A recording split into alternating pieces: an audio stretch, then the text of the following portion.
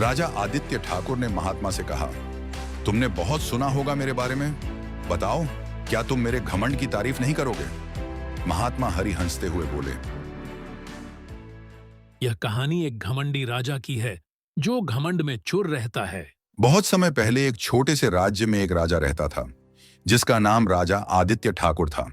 वह अत्यंत घमंडी और अहंकारी था। उसे यह विश्वास था कि वह सर्वश्रेष्ठ है और उसके जैसा कोई नहीं हो सकता।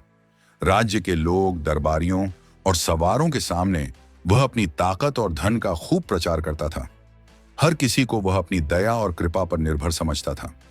राजा आदित्य ठाकुर का मानना था कि उसका राज्य सबसे शक्तिशाली और संपन्न है। वह अक्सर अपनी सवारी के साथ राज्य भर में भ्रमण करता, लोगों से बिन मांगे उपहार लेता और हर जगह अपना आदेश लागू करता।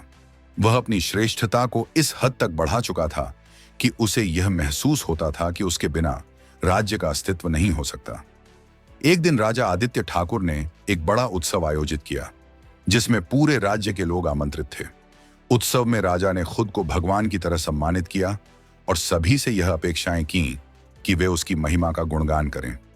राज्य के सबसे ज्ञानी और बुद्धिमान साधु महात्मा हरि एक दिन उत्सव में उपस्थित हुए।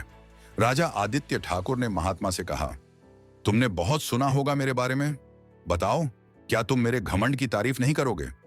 महात्मा हरि हंसते हुए बोले, राजा, तुम्हारा घमंड इस दुनिया की सबसे बड़ी विडंबना है। राजा आदित्य ठाकुर ने चिढ़ते हुए पूछा, तुम मुझे चुनौती दे रहे हो? महात्मा ने शांत स्वर में उत्तर दिया, घमंड और अहंकार किसी को भी अंत में नहीं बचाते। तुम्हारा घमंड तुम्हारे लिए एक बड़ा खतरनाक जाल बन जाएगा। इसका तुम्हें अभी कोई एहसास नहीं है। राजा आदित्य ठाकुर ने महात्मा की बातों को नजरअंदाज किया और हंसते हुए कहा, तुम सिर्फ एक साधु हो, तुम्हारी क्या समझ। मैं राजा हूं, मेरी शक्ति और संपन्नता का कोई मुकाबला नहीं कर सकता। महात्मा हरि ने एक गहरी सांस ली और कहा, समय सबका हिसाब रखता है राजा। तुम्हारा घमंड तुम्हारी असलियत को छिपा नहीं सकता।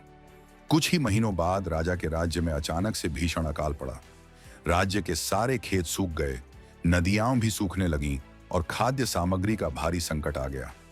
राजा आदित्य ठाकुर ने शुरू में तो इसे तात्कालिक समस्या समझा, लेकिन फिर धीरे धीरे स्थिति और बिगड़ने लगी।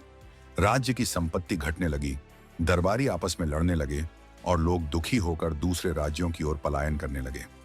राजा आदित्य ठाकुर ने सभी दरबारियों को एकत्रित कर इस संकट का हल ढूंढने की कोशिश की, लेकिन किसी को भी इस समस्या का समाधान नहीं मिला। एक दिन राजा ने महात्मा हरि को याद किया और उन्हें अपने दरबार में बुलवाया। महात्मा हरि आए और राजा से कहा, देखो राजा, यह तुम्हारे घमंड का परिणाम है। तुमने कभी अपने राज्य के लोगों की जरूरतों को नहीं समझा, केवल अपने आप को महान मानते रहे। अब तुम्हें इसका खामियाजा भुगतना पड़ रहा है। राजा आदित्य ठाकुर ने अपनी गलती स्वीकार की और महात्मा से मदद मांगी।